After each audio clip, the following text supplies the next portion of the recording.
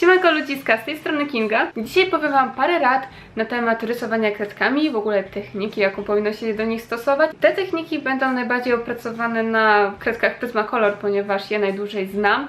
Jednak będą one też odpowiednie dla osób, które korzystają z innych kredek, z innych firm. Różnica będzie tylko taka, że jakość jednak będzie inna, że na przykład warstwowanie jest gorsze, czy po prostu są pewne rzeczy, które mogą być jakieś tam trudniejsze, ponieważ nie są te kredki aż tak miękkie jak Prisma, która posiada wosk. I nawet jeśli będą kredki, które wosk posiadają, mogą mieć inną technikę wykonania, więc nie przejmujcie się, jeżeli spędzacie bardzo dużo czasu nad pewnymi kredkami, jesteście osobami bardzo dokładnymi, a i tak efekt jest jakiś niezbyt pożądany. Może być to wina materiału, dlatego też bierzcie to pod uwagę, albo nawet papieru. I na samym początku chciałabym wspomnieć troszkę o materiałach, ponieważ są one naprawdę bardzo ważne. Fakt faktem wypowiadam się na ten temat już w innych filmach, więc oczywiście zapraszam was do nich. Tam najwięcej omawiam chociażby tematu papieru, czy doboru kredek, jak i porównanie Prismacolor z Polychromos i tak dalej, więc będziecie mogli bardziej sobie coś dopasować do siebie, ale pamiętajcie, że jeśli rysujemy kredkami, to musimy mieć odpowiedni papier. Dobierajcie sobie papier, który jest powyżej 200 gram. Ja mam Strathmore Smooth Bristol i właśnie te smooth powoduje, że jest to bardziej przeznaczone do kredek, ponieważ papier jest gładszy, ale nie śliski. Jednak jeśli nie macie dostępu do takiego papieru, albo jest zwyczajnie ten blok dla was za drogi i nie chcecie jak na razie go kupować, to jak najbardziej papier techniczny powyżej 200 gram, na przykład 250-270 już jest odpowiedni i bardzo mnie cieszy, kiedy ktoś pisze, że zmienił ten papier. I chociaż nie chodzi tutaj o żadną firmę, którą ja tutaj będę reklamować, tylko chodzi tylko i wyłącznie o gramaturę, to już dowiadywałam się, że jednak ta zmiana komuś wpłynęła bardzo pozytywnie i jest wygodniej, bo pamiętajcie, że w rysunku nie tylko chodzi o to, żeby jakość była lepsza, ale też o to, żeby wam było lepiej, bo niektóre materiały, które są gorsze, mogą powodować, że wy będziecie dłużej na tym siedzieć, będziecie się bardziej męczyć nad tym rysunkiem, a efekt będzie, no niestety, średni. Za to przy innych materiałach możemy bardziej komfortowo rysować i przy okazji jakość będzie bardziej zadowalająca. Przechodząc do kredek, podstawą jest temperowanie kredek, czyli to, żeby kredka była jak najbardziej naostrzona.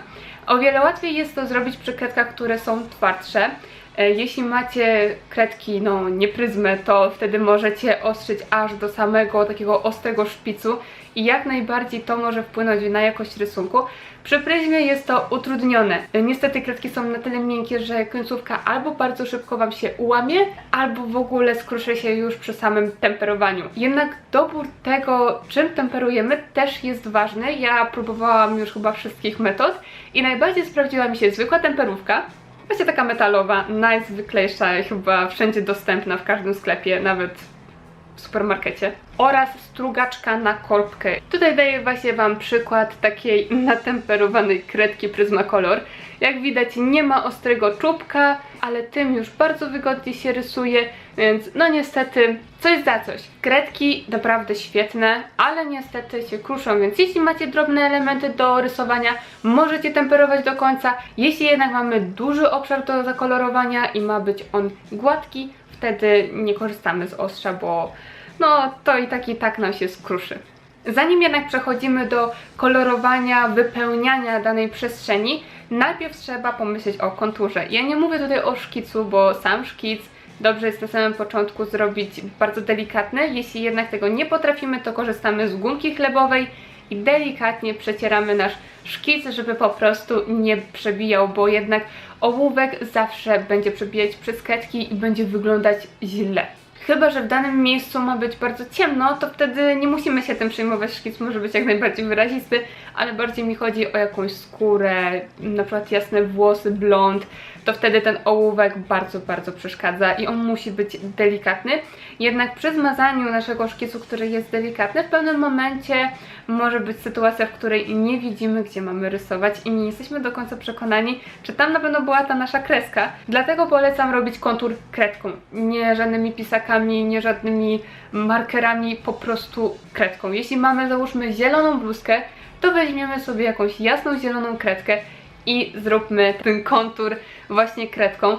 I jeśli dobierzemy sobie jaśniejszą kredkę, wtedy ona nie będzie jako kontur, nie będzie nam przebijać, za to będzie nam pokazywać, w którym miejscu mamy rysować i nie będzie przeszkadzająca. Ja czasami robię kontur nawet ciemniejszy kredką, ponieważ wtedy wygląda ta praca bardziej wyraziście. Co właściwie powoduje nam kontur? To nie tylko jest to, że widzimy, gdzie mamy kolorować, ale też kolejna rzecz jest taka, że końcowy efekt pracy jest bardziej estetyczny. Nasza praca będzie równiejsza, ale można sobie kreskę też wyostrzyć ołówkiem automatycznym. Ja kiedyś bardzo często korzystałam z ołówka automatycznego, jak chciałam zrobić rzęsy, ponieważ bardzo ciężko mi było pryzmą zrobić ładne, cienkie rzęsy, zwłaszcza kiedy twarz była mała, bo wtedy jeszcze robiłam na formacie A4. I jeśli mamy mniejszą twarz, ponieważ robimy całą postać albo postać od bioder, no to wiadomo, że wtedy ciężko jest zrobić pewne drobne elementy jak dziurki w nosie, czy właśnie pewne szczegóły oka. Wtedy możemy sobie pomóc faktycznie tym ołówkiem automatycznym. Może słyszeliście o tym, że kredkami nie robi się kresek, tylko koloruje się kółeczkami. Jednak ta technika nie ma czegoś takiego, że koniecznie muszą być kółka, nie ma takiej zasady, że najważniejsze to robić kółka, ponieważ są elementy, których nie da się zrobić metodą kółek. Załóżmy, mamy coś drobnego, coś delikatnego albo coś cienkiego i spróbujcie zrobić tam kółeczka. Bardzo byłoby to ciężkie i niektóre rzeczy wymagają tego, żeby to zrobić kreskami, jednak ja kreski używam dosłownie wszędzie.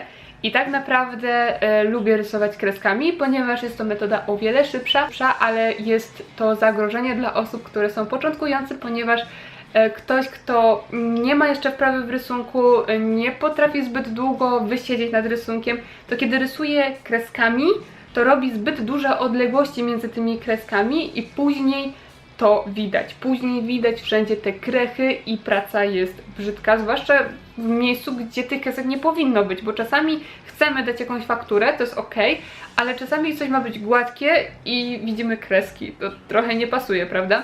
Tutaj daję Wam takie zdjęcie przykładowe, gdzie te kreski są bardzo mocno widoczne, są bardzo mocno od siebie oddalone i gdybym ja to tak zostawiła i dała jakiś inny kolor, inną kredkę, to te kreski, tak jak widzicie, tak samo byłyby widoczne później i one by mocno przebijały, dlatego musimy zrobić je gęściej. Tych kresek powinno być znacznie więcej, powinna być w miarę równa struktura, żeby później dołożyć jeszcze jedną kredkę, jeśli chcemy osiągnąć inny kolor, albo kolejną kredkę, która ma nam tą pracę wygładzić i mocno przykładając kredkę do kartki, wtedy robimy gładki rysunek, więc na samym początku baza powinna być w miarę jednolita, tak jak na tym rysunku.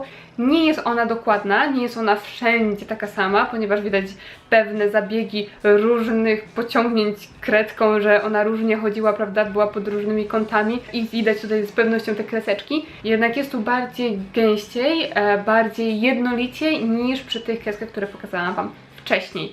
I przy takim efekcie mamy później końcowy efekt, w którym nie widać tego fioletu, ale jest jakiś taki przebicie, prawda, że jest jakaś delikatna zmiana kolorystyczna tła, ponieważ w tym miejscu, kiedy ja rysowałam, nie chciałam monotonii. Pamiętajcie, że kiedy rysujemy kredkami, musimy używać różnych kolorów, bo jeśli damy tło jedną kredką, to będzie wielka nuda, będzie płasko, to jest kolejna rzecz i z pewnością będzie dużo kresek, ponieważ kiedy korzystamy z jednej kredki, to bardziej widać nieestetykę rysunku, jednak kiedy więcej przeplatamy tych kolorów ze sobą, to praca staje się fajniejsza, bardziej realistyczna i ładniejsza.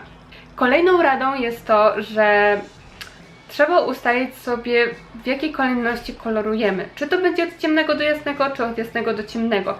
Przy ołówku jest to o wiele łatwiejsze, ponieważ tam mamy różne miękkości ołówka i przechodzimy z twardszych do miększych, czyli rysujemy od jaśniejszego do ciemniejszego, czyli dokładamy ciemniejszych elementów do rysunku. Jednak przy kredkach nie ma czegoś takiego.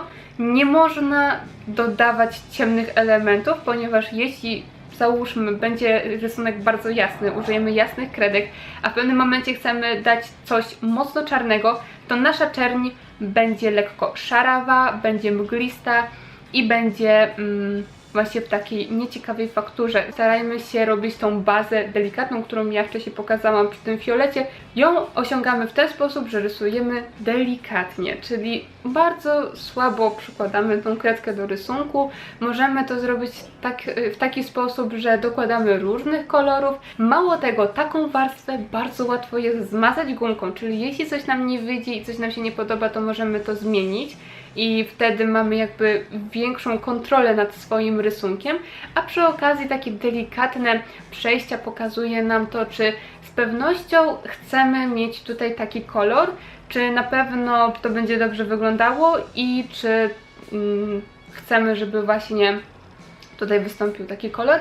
I dopiero później dokładamy kredek coraz więcej, aż na końcu wygładzamy.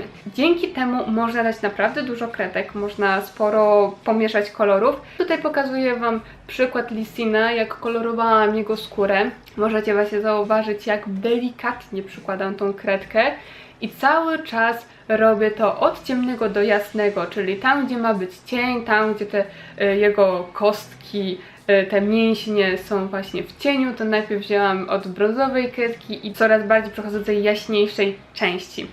Coś takiego możecie sobie bez problemu przetestować, rysując zwykłą kulę. Po prostu weźcie sobie nawet piłkę, na którą będziecie patrzeć i postarajcie się ją narysować i zrobić właśnie to od tych cieni takich ciemnych do jasnych.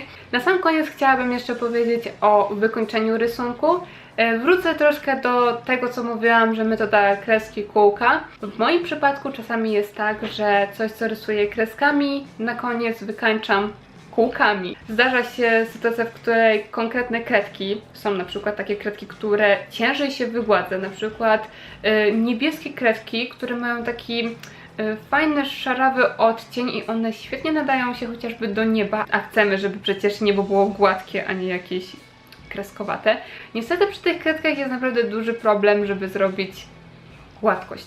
Tam akurat widać strasznie dużo kresek i to nie jest tak, że ktoś na odpierdziel to zrobił, czy po prostu za szybko. Po prostu niektóre kredki są bardziej twarde, niektóre są bardziej miękkie, niektóre lepiej się ze sobą mieszają, niektóre gorzej.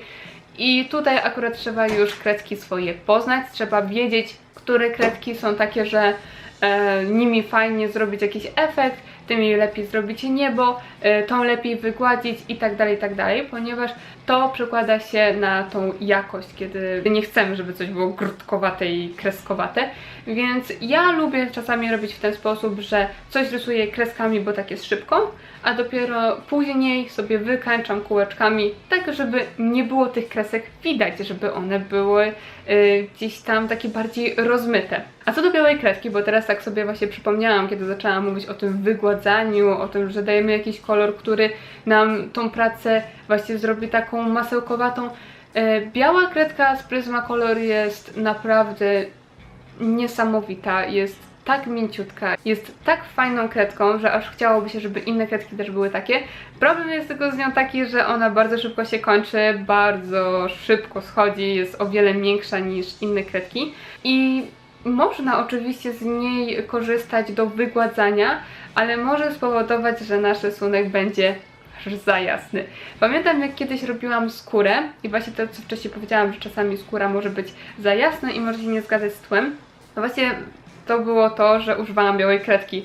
Najpierw była dobra skóra, że widać było konkretne kolory, a kiedy wygładziłam bielą, w pewnym momencie ta twarz robiła się taka wampirza, wszystko było zbyt jasne, ponieważ wygładzając białą kredką z Prismacolor dajemy trochę bieli do naszego rysunku, więc jeżeli nie chcemy, żeby coś było jaśniejsze, to tej białej po prostu nie używamy. Chyba że właśnie zależy nam na tym, żeby coś rozjaśnić, to jak najbardziej biała kredka, mega, ale ona właśnie wpływa nam troszkę na odcień, na kolor naszego rysunku, dlatego ja wygładzam rysunek różnymi kredkami, wygładzam tymi, którymi chcę, żeby ten rysunek właśnie tak wyglądał. I jeśli na przykład nie chcemy, żeby to było tak bardzo intensywne jak biel, to może jakieś jaśniejsze żółte, jakieś jaśniejsze zielone, błękit. jest tak dużo kolorów w Pryzmie, że jeśli korzystamy w ogóle z pełnego zestawu 150 kolorów, to tym bardziej nie ograniczajmy się tylko do białej kredki. Inaczej jest, kiedy ktoś ma mały zestaw, no to wtedy jakby nie ma wyboru, ale jeśli ktoś ma 150, to wtedy trzeba używać wszystkich kredek. I myślę, że bardzo dobrze to widać przy kolorowaniu tej klaty Lissina, gdzie w tych miejscach, gdzie miał być bardziej brązowy, nie miał być jasny, tylko miał być taki brązik, ja to miejsce wygładziłam nie białą kredką, a bardziej beżową i ten kolor nie był strasznie jasny. On jak się tak przyciśnie, to on jest dość taki ciemnym beżem, jest takim intensywnym kolorem i musimy właśnie podejmować decyzję, czy chcemy wygładzać nasz rysunek bardziej intensywnymi kolorami, czy bardziej jasnymi kolorami, bo to też jest bardzo duża różnica. Tą biel użyłam dopiero na samym końcu, kiedy miałam tą część najbardziej jasną, taką rozświetloną. I wtedy była ta biała, ale niewiele. To będzie tyle z tych wszystkich rad. Mam nadzieję, że wymieniłam wszystko, co mogłam, bo już wcześniej chciałam zrobić odcinek, w którym będę mówić o tych radach, o trikach, o tym, jak korzystać z kredek, ale były momenty, w których czułam się albo niepewnie, albo nie miałam konkretnego przygotowania materiałów, tak jak chociażby chciałam pokazać Wam, jak zrobić bazę, bo czasami mówiąc o bazie, nie każdy wie, o co mi chodzi, a właśnie chciałam Wam to bardziej zobrazować i te zdjęcia, tą bazę, którą Wam pokazywałam, to było z tego rysunku, to jest, uwaga, będzie się świecić, właśnie to uroki wosku. I właśnie tą część, którą Wam tutaj pokazywałam, tą bazę, to było z tego elementu, gdzie był ten fiolecik, to jest najnowszy rysunek, właśnie z Mercy, z Overwatcha, jak widać bardzo przerobiona, bo troszkę dla mnie jest za bardzo zabudowana w grze i wolę oczywiście bardziej przerobione stroje, tym bardziej, że chciałam jeszcze dać jakiś taki materiał, który będzie przezroczysty i tak, chciałam Wam właśnie pokazać, co jest teraz nowego, co jest teraz na bieżąco, co możecie zobaczyć na Facebooku, na Instagramie, bo to jest oczywiście już udostępnione, możecie zobaczyć zdjęcia, jak i również na Patronite, ponieważ tam wrzucamy na Discordzie też kredeczki, więc jeśli ktoś jest z Was zainteresowany, bardzo zainteresowany, jakich kredek dokładnie użyłam, jakich numerów, to tam jest wszystko podane.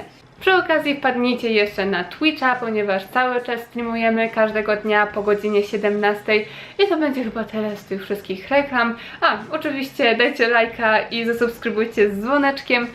No i do następnego odcinka. Pa! I pamiętajcie, żeby napisać, czy te rady Wam się przydały. Albo czy w ogóle wcześniej robiliście tak, jak to powiedziałam, czy sami też to odkryliście, czy jednak pewne rzeczy były dla Was kompletną nowością i będziecie chcieli to przetestować. Dajcie znać. No, na koniec jeszcze Alficzek, nie? Bo tak smutno byłoby bez króliczka, nie?